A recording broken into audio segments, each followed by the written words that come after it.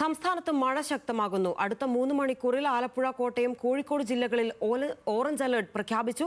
ശക്തമായ കാറ്റിനും ഇടിമിന്നലിനും സാധ്യതയുണ്ടെന്നും മുന്നറിയിപ്പ്. സനിസ ശോഭ ചന്ദ്രൻ ചേരുകയാണ്. സനിസ, 10 ജില്ലകളിൽ ഓറഞ്ച് അലർട്ട് ഉണ്ടായിരുന്നു. ഇതിപ്പോൾ 3 ജില്ലകളിൽ വീണ്ടും ഓറഞ്ച് അലർട്ടാണ്. ആലപ്പുഴ, കോട്ടയം, കോഴിക്കോട് ജില്ലകളിലാണ്. എന്താണ് വിവരങ്ങൾ?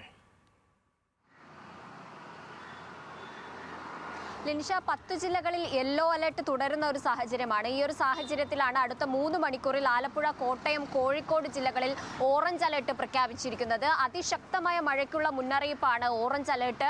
കൂടാതെ ഈ ജില്ലകളിൽ മലയോര മേഖലയിൽ ശക്തമായ മഴ തുടരുന്ന ഒരു സാഹചര്യത്തിലാണ് വരുന്ന 3 മണിക്കൂറിലേക്ക് ഇത്തരത്തിൽ ഓറഞ്ച് അലർട്ട് പ്രഖ്യാപിക്കാനുള്ള ഒരു സാഹചര്യമുള്ളത്. മലയോര മേഖലയിൽ മഴ ശക്തമാകുന്നത് വലിയ തരത്തിലുള്ള ഒരു മഴ കനക്കുന്ന ഒരു സാഹചര്യത്തെയാണ് സൂചിപ്പിക്കുന്നത്. കൂടാതെ തന്നെ മഴയ്ക്ക് ഇടിമിന്നലും അതുപോലെ തന്നെ ശക്തമായ കാറ്റും, മണിക്കൂറിൽ 40 മുതൽ 60 കിലോമീറ്റർ വേഗതയിൽ കാറ്റ് വീശാനുമുള്ള ഒരു സാഹചര്യമുണ്ട്.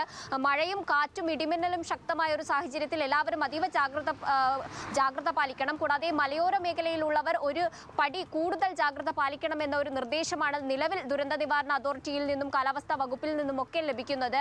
ഇത്തരത്തിൽ മഴ കനക്കുന്ന സാഹചര്യമാണെങ്കിൽ മരങ്ങൾ പൊട്ടി വീഴാനും, മഴയിലും കാറ്റിലും മരങ്ങൾ പൊട്ടി വീഴാനും മറ്റ് വെള്ളക്കെട്ടുകൾ രൂപപ്പെടാനുമുള്ള ഒക്കെയുള്ള ഒരു സാഹചര്യമുണ്ട്. നിലവിൽ ഇതിൽ ഇപ്പോൾ ഓറഞ്ച് അലർട്ടാണ് പ്രഖ്യാപിച്ചിരിക്കുന്നത്. ഇതിൽ കൂടുതൽ മഴ ലഭിക്കുന്ന ഒരു സാഹചര്യം ഉണ്ടായാൽ മലവെള്ളപ്പാച്ചിലിനും ഒക്കെയുള്ള ഒരു സാഹചര്യം ഉണ്ടാകും. കൂടാതെ തന്നെ ഇന്ന് 10 ജില്ലകളിൽ യെല്ലോ അലർട്ടും പ്രഖ്യാപിച്ചിട്ടുണ്ട്. നിലവിൽ ഈ ദിവസം 6 ജില്ലകളിലായിരുന്നു യെല്ലോ അലർട്ട് പ്രഖ്യാപിച്ചിരുന്നത്. എന്നാൽ മഴ ഒന്നുകൂടി ശക്തമായതിനെ തുടർന്ന് ഉച്ചയോടെയാണ് കേന്ദ്ര കാലാവസ്ഥാ വകുപ്പ് 10 ജില്ലകളിലേക്ക് ഈ യെല്ലോ അലർട്ട് പ്രഖ്യാപിച്ചത്. പത്തനംതിട്ട, ആലപ്പുഴ, കോട്ടയം, ഇടുക്കി, എറണാകുളം, തൃശൂർ, മലപ്പുറം, കോഴിക്കോട്, കണ്ണൂർ, കാസർഗോഡ് ജില്ലകളിലാണ് യെല്ലോ അലർട്ട് തുടരുന്ന ഒരു സാഹചര്യമുള്ളത്. ഈ ജില്ലകളിലൊക്കെ മലയോര മേഖലയിൽ കനത്ത മഴ ലഭിക്കുന്ന ഒരു സാഹചര്യമാണ്. കൂടാതെ അറബിക്കടലിന് മുകളിലായി ചക്രവാത ചുഴി സ്ഥിതി ചെയ്യുന്നുണ്ട്.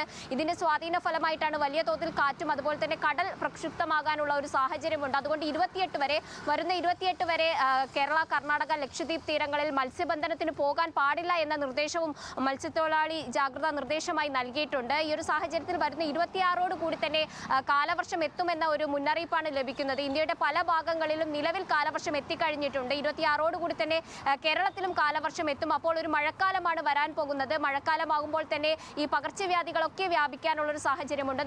നിലവിൽ കേരളത്തിൽ പകർച്ചവ്യാധികൾ വ്യാപിക്കുന്ന ഒരു സാഹചര്യമുണ്ട്. അതുകൊണ്ട് ആരോഗ്യ വകുപ്പും എല്ലാവിധത്തിലുള്ള മുന്നൊരുക്കങ്ങളും തുടങ്ങിക്കഴിഞ്ഞു. വരാൻ പോകുന്നത് മഴക്കാലമാണ്. എല്ലാവരും അതിന്റെ മുന്നൊരുക്കങ്ങൾ തുടങ്ങണം, ജാഗ്രത പാലിക്കണമെന്ന നിർദ്ദേശമാണ് നിലവിൽ വരുന്നത്. ലിനിഷ, ശരി, എന്തായാലും മഴ കനക്കുകയാണ്. എല്ലാ തരത്തിലുള്ള അപകട സാധ്യതയുമുണ്ട്. ആളുകൾ കരുതിയിരിക്കുക.